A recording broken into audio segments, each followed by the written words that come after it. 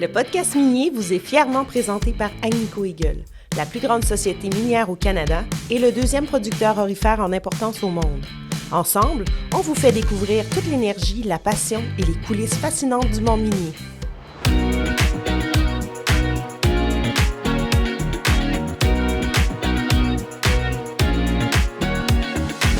Rouillé est fier de présenter cet épisode du podcast minier. Stratégie, design, événementiel, marketing numérique, on accompagne concrètement l'évolution de nos clients B2B.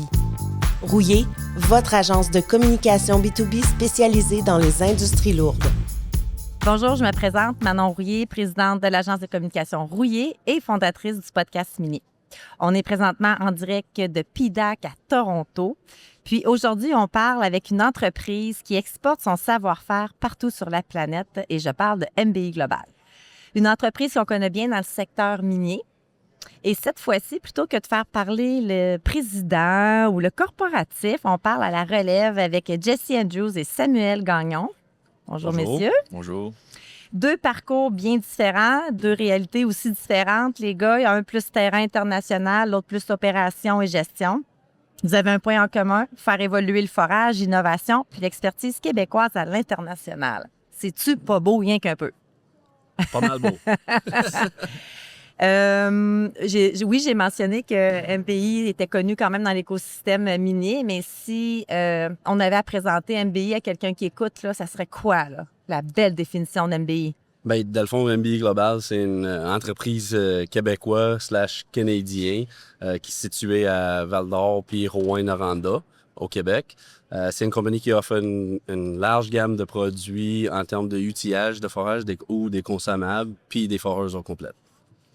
Pour bien résumer ce que Jesse a dit, c'est MBI, c'est le one-stop shop pour l'entrepreneur en forage. Là. De l'additif jusqu'à la foreuse, c'est ce qu'on fait. On est là aussi pour le service après de vente aussi, pour tous les problèmes avec des foreuses, pour supporter nos clients le plus qu'on peut.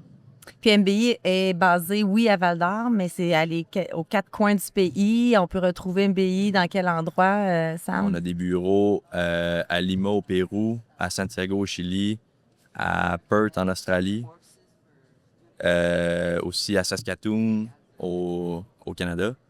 Puis on a un réseau de distribution en Afrique du Sud, en Suède, encore une fois au Chili, aux États-Unis. Puis là, la semaine passée, il y a un communiqué de presse qui est sorti pour MBI Global en lien avec l'ouverture du bureau d'Asie-Pacifique. Oui. On a une nouvelle capacité manufacturière en Asie-Pacifique qui est, comme tu dis, là, tout fraîchement annoncé. Ça va nous rapprocher de notre clientèle en Asie, en Afrique, puis nous aider à mieux desservir nos clients qu'on desservait déjà. On a des délais plus rapides, des coûts plus agressifs aussi. Fait que des très bonnes nouvelles pour MBI. Puis là, on parle d'MBI, là, mais là, les gens doivent se dire « Mais c'est qui Jesse? C'est qui Sam? » Fait qu'on peut-tu apprendre à vous connaître un peu plus? Puis qu'est-ce que vous faites aussi chez MBI Global? Oui, mais dans le fond, moi, je suis... Veux-tu checker tes notes pour être sûr que tu dises la bonne chose? C'est sûr, certain. Mais moi, dans le fond, je suis directeur des opérations à notre usine à Val-d'Or. Pas de la compagnie globale, mais juste à Val-d'Or pour qu'est-ce qui est fabrication des foreurs puis des spare parts, tout le kit. Là. Alors moi, je gère l'équipe à Val-d'Or, les commandes aussi, des ventes de foreurs, d'exploration. On fait aussi des géotechniques, mais moi, je m'occupe plus de côté exploration. Puis toi, Jesse, c'est-tu un accent de l'Abitibi? C'est sûr que non. Je suis né à Toronto, puis j'ai grandi dans le GTA. Fait que là, t'es dans ton hood. Je suis à ma maison. Là. Quand je suis à Val-d'Or, je suis loin de ma vraie maison, mais là, Val-d'Or est devenu ma maison pareil, là, parce que là, j'habite là depuis 13 ans. OK, ça fait 13 ans que tu es en Abitibi. Ouais. Qu'est-ce qui a fait que tu as décidé de déménager Toronto, Val-d'Or? Toronto-Val-d'Or, j'ai été à l'université dans le coin de Sherbrooke, à Bishop's University. Puis après l'université, mais j'ai rencontré ma blonde, ma conjointe aujourd'hui. Puis on a déménagé à Val-d'Or, puis on a starté nos carrières à Val-d'Or, puis je suis là depuis. Puis tu étais à Bishop University, puis je pense que tu étais un joueur de football, n'est-ce pas? Oui, j'ai joué au football, mais 5 ans à l'université de Bishop's. Cool! Puis toi, Sam? Moi, mon rôle chez MBI, c'est responsable du service après-vente pour tout ce qui est foreuse. L'outillage, c'est pas vraiment mon domaine, mais pour tout ce qui est foreuse, je fais le lien entre nos clients, l'ingénierie et la production pour rapporter comment les foreuses performent en chantier. Je vais faire les démarrages avec les clients sur place. Je vais faire du diagnostic à distance. Toutes tâches connexes. Puis comment t'es arrivé chez MBI, Sam? Moi, c'est en sortant de l'école. J'ai fait un DEP pour devenir millwright. Devenir quoi? Millwright, en mécanique industrielle. OK. Fait que, théoriquement, avec mon background, j'aurais pu travailler dans un moulin de mine. Mais voir les mêmes 4 murs, ça me tentait pas. Voir les mêmes 4 murs en permanence. Donc, j'ai trouvé Versadrill à l'époque. C'était avant la fusion.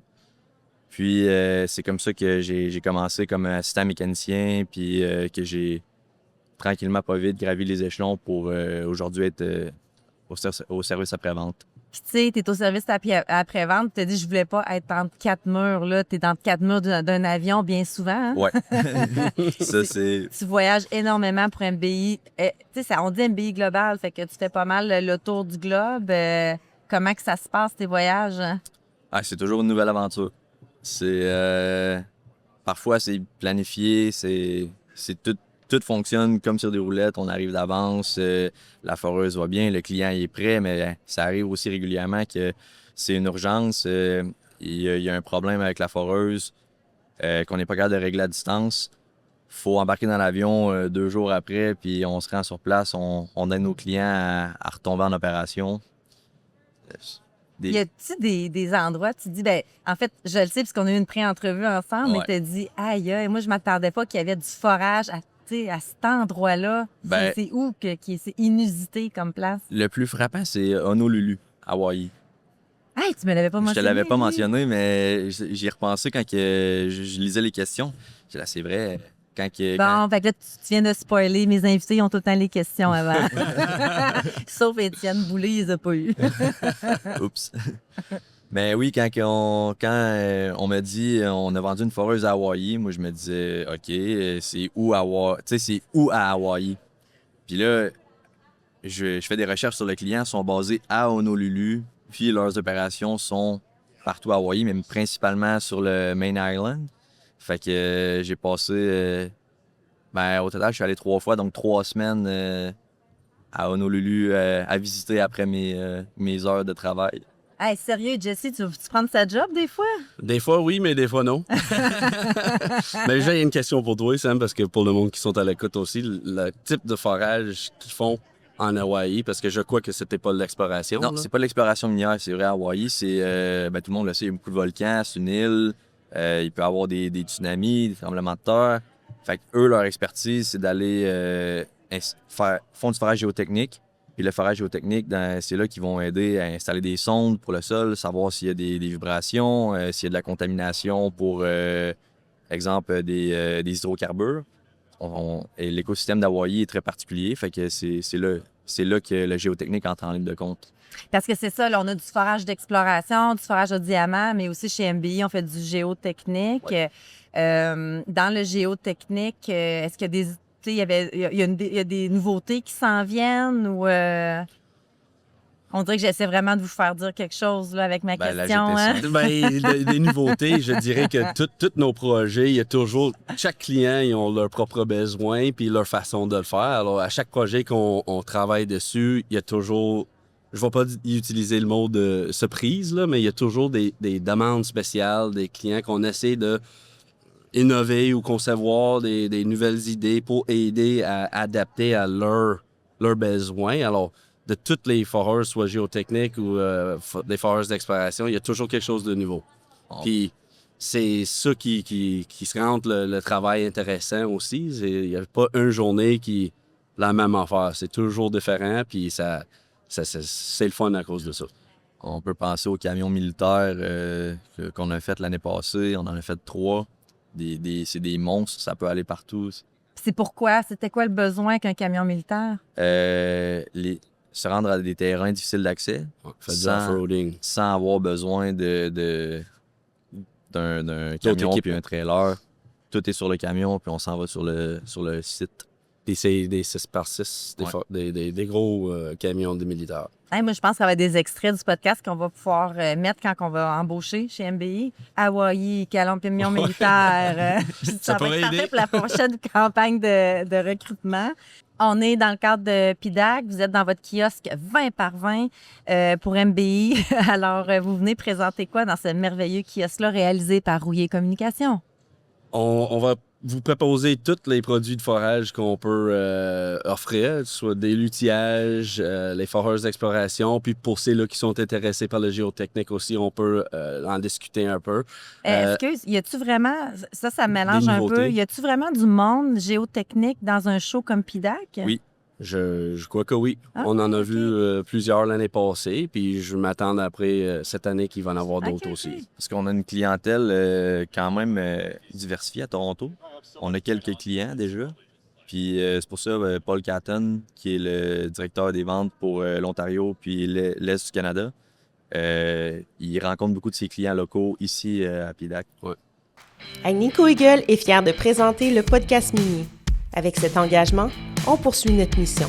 Faire briller l'industrie minière, mettre en valeur son savoir-faire, ses talents, sa relève et ses retombées positives dans nos communautés. Y avait-tu d'autres choses que je t'ai coupé? Parce que je me demandais tellement en lien avec le géotechnique. Dans ma tête, c'est comme un autre univers géotechnique. Puis c'est les compagnies, puis les gars de géotechnique et filles. Tu sais, je pensais pas qu'ils venaient dans des trucs d'exploration puis minier. Là. Fait que ça m'a... Tant mieux. Oui, Tant mieux. pour nous autres, pour eux autres. Puis non, mais c'est ça. Pour qu'est-ce qu'on va présenter au PDAC cette année, c'est vraiment notre gamme de produits. Pas nécessairement un item spécifique, là, mais tous les produits qu'on a à offrir en outillage, foreuse. Puis aussi, on parle gros de notre foreuse autonome, qui est dans le fond une foreuse déjà connue dans le KMN 1.4. Le foreuse de sous-terre ou de surface. Il y a deux modèles. Puis le foreuse 1.4 UA, qui est le Underground Autonomous Foreuse, qui est automatisé, excuse mon accent. J'ai la misère avec certains mots. Qui est le KMN 1.4, mais avec des séquences, puis c'est un peu plus technologique, puis avancé ce côté-là. Alors, c'est intéressant pour des clients qui ont un besoin pour une foreuse de ce style-là. Puis côté innovation, est-ce que MBI est touché? Bien, tu as parlé de la foreuse autonome, mais je dirais, est-ce qu'on prend quand même l'intelligence artificielle? Est-ce que l'intégration se fait graduellement? Oui. Dans le fond, présentement, oui, il y a de l'intelligence derrière la machine, mais c'est de l'intelligence qu'on a sorti de la tête des foreurs, si on peut dire. On a eu un foreur ça fait 6 ans maintenant qu'il travaille sur la foreuse autonome. Puis chaque fois que la foreuse rencontre un problème qui n'est pas capable de passer au travers, il essaye de penser puis de parler à notre programmeur quelle séquence on pourrait faire à la foreuse pour passer au travers de cette étape-là, mettons. Une difficulté de forage. On donne des exemples, une faille ou de l'eau souterraine, comment naviguer au travers de ça. Puis, on en a un autre partie, une nouveauté qu'on va présenter cette année, c'est notre nouveau garde optique, que lui, il reconnaît les êtres humains, mettons, qui peuvent être autour de la foreuse. Ça, c'est basé sur l'intelligence artificielle. Fait exemple, qu'il y a un animal qui passe à côté de la foreuse, ça l'affecte pas. S'il y a quelqu'un qui passe à 4 pattes, un humain qui passe à 4 pattes à côté de la foreuse, trop proche, il va arrêter les opérations. Si la personne ne porte pas ses EPI, ça va être reconnu, il va pouvoir dire bon, mais on travaille pas tant que tu n'as pas tes EPI. Mais c'est quoi la différence entre l'animal et l'humain à 4 pattes? Comment il fait pour voir la différence des deux? C'est là que l'intelligence artificielle rentre en ligne de compte. Il y a une base d'images de je sais pas combien de millions d'images. OK. Puis il est capable de reconnaître, bon, ça c'est un lapin, puis ça c'est un humain. OK. Ah, Puis on va avoir ce produit-là à notre booth pour montrer à du monde comment ça fonctionne. Avant d'arriver dans l'univers d'MBI Global, là, est-ce que vous aviez été en contact avec tout l'univers du forage? Moi, j'avais écrit quelque chose pour ces questions-là parce que moi, dans le fond, si on recule il y a 15 ans puis tu me poses la question, c'est quoi une foreuse ou les mines, j'avais aucune idée parce que j'ai grandi à Toronto, dans le GTA, puis il n'y a pas de forage, à part de maintenant du géotechnique qui se passe, là, mais Dans le temps, je connaissais personne qui travaillait dans une mine, personne qui faisait des chiffres, des runs de même. C'est quand que j'ai déménagé à Val-d'Or que j'ai commencé à connaître du monde qui travaille dans le mine. Puis mon beau-père, il travaille en fabrication des foreurs aussi. Alors, c'est comme ça que je me suis lancé dans le métier. Puis qu'est-ce que ça te disait quoi, le secteur minier, quand tu étais arrivé à Val-d'Or? T'en entendais parler? C'est-tu, tu sais, versus 13 ans à aujourd'hui? Y a-t-il une évolution? Quand que j'étais t'as jeune, je vue, savais ou, pas c'était quoi parce que j'avais personne alentour de moi qui travaillait dedans. Quand je suis arrivé à Val-d'Or, tu sais, pour moi, c'était pas nécessairement les mines à Val-d'Or, mais du monde qui partait en des runs pendant 7 jours, 14 jours, 21 jours des fois. Alors, j'avais pas vraiment une vision, une opinion dessus en arrivant à Val-d'Or. Mais après, j'en ai bâti une. Quand on a approché MBI pour faire le podcast, Pietro puis Mario ont dit on aimerait ça que ça soit Jessie, que ça soit Sam, que ça soit la relève. Ça veut dire quoi la relève chez MBI? Ben, Jessie a une bonne réponse pour celle-là. Moi, je l'ai pas écrit. Celle-là que Jessie avait écrit était parfaite. Là, ben, pour moi, c'est quoi la relève? Mais la relève, j'imagine pour du monde comme Pietro puis Mario, mais ils voient les personnes dans la bâtisse, dans l'entreprise actuelle qui montrent leur... On a démontré notre capacité puis notre vouloir de continuer dans le business puis le faire évoluer encore plus lorsque la journée va arriver que nos supérieurs vont décider d'arrêter, de prendre leur retraite, de passer à d'autres choses. Ça, pour moi, ça, c'est la relève. Ils ont confiance dans nous autres de continuer de faire qu'est-ce que les autres ils ont commencé. C'est pas à cause que tu fais 50 heures semaine, là. Non, pas nécessairement. Tam, t'avais-tu un complément d'information? Pour toi, c'est quoi la relève? Non, mais ça fait... Comme je disais, Jessie a fait pas mal le tour de... Non. Pour moi, la relève... non. Jessie a bien résumé ce que j'aurais dit. Quand on voyage comme ça à l'international un peu partout, on est un gars de Val-d'Or, on se fait accueillir comment? C'est quoi la perception aussi des gens? Ben ça varie beaucoup. Je te donne l'exemple. J'ai été au Libéria il y a quelques années pour 3 semaines. Puis la première semaine que j'étais là, le monde, il savait pas que j'étais Canadien puisque je parlais bien anglais. Puis au Libéria, tu sais, la connaissance internationale est un petit peu moins là. Puis il avait tout de suite pensé que j'étais un Américain. Là, quand on a parlé, puis qu'ils ont vu que j'avais un accent, puis tout, ils m'ont demandé j'étais de où pour vrai. Puis là, je leur ai dit que j'étais Canadien. Puis là, tout d'un coup, tout le monde... T'avais plus le cold shoulder. Ouais, c'est ça. J'étais devenu un ami, puis... Fait que ça, c'était très intéressant. Puis, je peux te conter une autre anecdote pour montrer à quel point le monde du forage est petit, même à l'international. L'année passée, j'étais au Chili. Puis, je travaillais avec un de nos clients. Puis, le jour que je suis parti, j'avais mon sac de voyage, qui était d'une autre compagnie de forage qui appartenait à mon grand-oncle. Puis, quand il a vu le logo, il a dit hey, est-ce que c'est la compagnie d'Alex Gagnon, puis Serge Gagnon, puis toute ce gang-là? J'ai dit, Au Chili, là? Ouais. Il dit mais voyons, j'ai travaillé. C'est eux autres qui m'ont amené dans le monde du forage. J'ai tout appris avec ces gars-là. Puis, tu sais, on s'entend, c'est du monde de l'Abitibi qui avait une compagnie de forage. Ils ont été au Chili. Puis là, je sais pas moi, 30 ans plus tard, on se rencontre, puis on connaît le même monde, là. Ah, c'est fou. Mais c'est vrai que c'est petit, l'univers du forage, l'univers minier, c'est petit. Puis c'est souvent perçu comme aussi très traditionnel, puis un vieux monde. Comment vous voyez l'évolution justement du forage dans les années à venir? Ou est-ce que vous voyez qu'il y a une évolution? C'est sûr qu'il y a une évolution qui s'en vient, là. On le voit de plus en plus avec la nouvelle génération qui s'en vient, les requis de sécurité, par exemple. Tu recules de 10 ans, puis les gardes, c'était pas nécessaire dans beaucoup de régions du monde. Puis aujourd'hui, tu vois pas une foreuse en opération si elle n'a pas de garde là, de sécurité. Plus technologique aussi, dans le sens, on arrive avec des foreuses autonomes. Du côté géotechnique, c'est encore beaucoup des foreuses mécaniques, notre compétition, mais là, il y a de plus en plus de foreuses hydrauliques qui compétitionnent avec nous très fortement. Fait que oui, on voit une évolution. Puis la nouvelle génération d'opérateurs qui sont peut-être un peu moins cow-boys que leurs prédécesseurs, ça va amener d'autres technologies. En lien avec le forage dans différents pays, est-ce qu'il y a des requis qui peuvent être différents quand ça arrive chez MBI? Mettons, pour la foreuse, tu parlais des gardes ou quoi que ce soit, mais y a-t-il des pays où la sécurité est de telle façon versus un autre pays? Ou c'est tout de même que vous ajustez quand vous construisez les foreuses? C'est sûr que c'est à la demande. Alors, ça dépend où qu'on va le vendre, la foreuse. Mais on le voit au Canada, dans l'Amérique du Nord, c'est très important, des gardes de sécurité. Il y a des places même en Europe qu'on a vendu des foreuses, que c'est obligatoire. On sait que ça apprend à ça.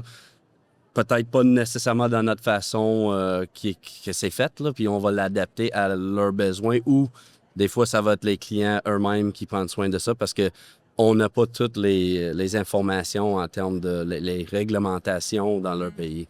Il y a aussi toute la question de manipulateurs.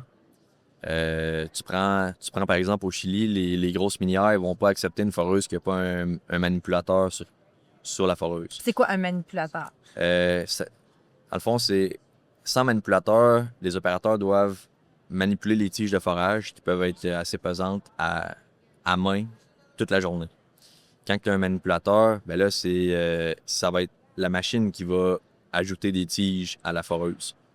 Puis ça, même là-dessus, les normes ils changent d'un pays à l'autre. Comme au Canada, puis dans d'autres parties du monde, on est autorisé à ranger les tiges à la verticale. Mais quand on arrive au Chili, c'est pas autorisé. Ça doit être horizontal. Aux États-Unis, ça devient quand même un sujet de conversation assez présent. Je dirais qu'il n'y a pas encore de manipulateur sur place encore, mais ça s'en vient. On a parlé tantôt de l'innovation, d'automatisation, mais dans les bâtisses puis dans la manufacture de l'usine, dans le fond, la shop, je vais tout dire les mots, là, de MBI, est-ce que l'innovation, elle est là? Je pense que vous avez des robots. Comment ça se passe? Là, Bien, on a plusieurs. Je pense qu'on a deux robots à Rouen pour la manipulation des tiges quand on va les produire. C'est ça, parce qu'on parle beaucoup de Val-d'Or, mais il y a aussi une Mais nous autres, on est Rouen, impliqués plus avec Val-d'Or qu'à Rouen, c'est sûr. Mais à Rouen, ils ont deux robots pour manipuler des tiges lorsqu'ils vont faire la fabrication pour que ça soit pas un humain qui va le faire. C'est plus rapide, puis ça peut travailler. Ça se fatigue pas non plus. Alors, ça peut produire une quantité plus élevée que, mettons, le humain lui-même. À Val-d'Or, on n'a pas nécessairement des robots, mais tranquillement, on essaie de suivre la technologie qui sort puis ajuster pour être à jour avec des nouvelles inventions. On peut aussi penser au nouveau centre de métrologie qu'on a ajouté à Rouen là, pour faire l'inspection le contrôle qualité des tiges de forage qui sont produites.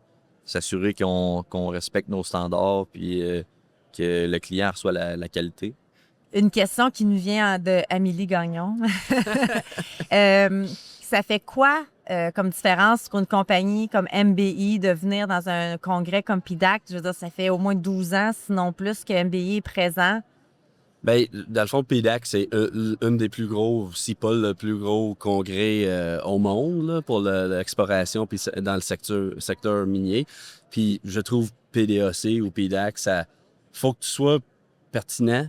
Faut que tu montes ta présence. Relevant, on dit. Relevant, oui, j'ai cherché le mot tantôt. Faut que tu sois relevant dans le monde minier, puis il faut que le monde, il te voie, il faut qu'il voie que tu sois présent. Tu es là pour nous aider avec des nouvelles affaires nous autres, on va sortir. Si t'es pas ici, ça fait jaser de toi de la mauvaise façon. Oui, c'est ça. C'est quasiment pire de ne pas être là. MBI veut être un leader mondial. On veut être la référence en termes de consommables, outillage, puis des foreurs. Alors, si on n'est pas présent, mais on ne rencontrera pas peut-être des nouvelles entreprises qui vont commencer aussi. Il y en a plusieurs qu'on est déjà en contact avec. Mais pour rencontrer des nouveaux, je trouve que c'est très important d'avoir une présence au PDAC. Fortifier les liens avec les clients existants aussi. On parle qu'on est partout dans le monde, mais on peut pas être proche de chacun de nos clients tout le temps. Avec le PDAC, on sait que tout le monde est ici. Ça donne l'opportunité de catch-up avec littéralement tout le monde. qu'est-ce que vous diriez, justement, tu sais, vous êtes là, toi, ça fait 13 ans, vous travaillez, ça fait combien de temps, Sam? 13 ans, je veux dire que tu es en Abitibi, ça Oui. fait combien de temps que tu es chez MBI? Ça va faire 4 ans. 4 ans? Euh, Toi, ça fait 7 ans, 9 ans, 8 ans? 8 ans, bientôt 9. C'est ça fait quand même longtemps. Tu sais, vous vivez le secteur minier et tout ça, mais qu'est-ce que vous diriez justement à quelqu'un qui écoute? Parce qu'on a quand même des étudiants qui écoutent. Des fois, ils se demandent, je devrais-tu aller travailler ou pas dans le secteur minier? Ça serait quoi votre mot ou votre phrase pour les inviter vers le secteur minier? Moi, je leur dirais de pas hésiter puis de l'essayer. Ça va.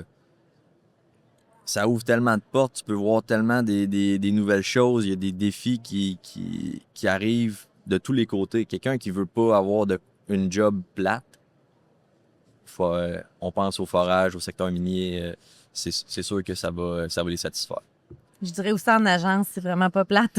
Là, en tout cas, c'est pas de moi qu'on parle.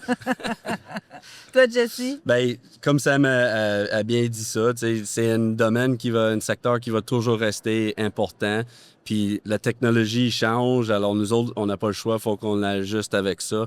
Alors il va toujours avoir des nouvelles défis, pas une journée qui va être pareille, qui, dans mon opinion à moi, la job est plus intéressante à cause de ça. Alors, comme Sam a dit, essaye-la, tu ne serais pas dessus. Good. Fait que là, je vais vous laisser aller vers votre kiosque qui est le numéro... de toute façon, le monde qui écoute, ça sera plus en cours. Pour l'année prochaine, aller au kiosque 751. C'est le même numéro. Fait que merci d'avoir... vous étiez l'initiation du PIDAC. Nous, c'est la première fois qu'on est au PIDAC, le podcast. Fait que vous êtes les premiers à venir casser la glace avec moi. Merci beaucoup. Une chance qu'on se connaissait. Merci de l'invitation. Good. Fait que bon show. Merci, vous autres aussi. Faire entendre une industrie qui nous est chère. Voilà le cœur de ce projet qu'on porte avec Agnico Eagle. Ensemble, on démystifie, partage et rend possible cet univers qui nous passionne. Et l'aventure continue. On se retrouve dans le prochain épisode.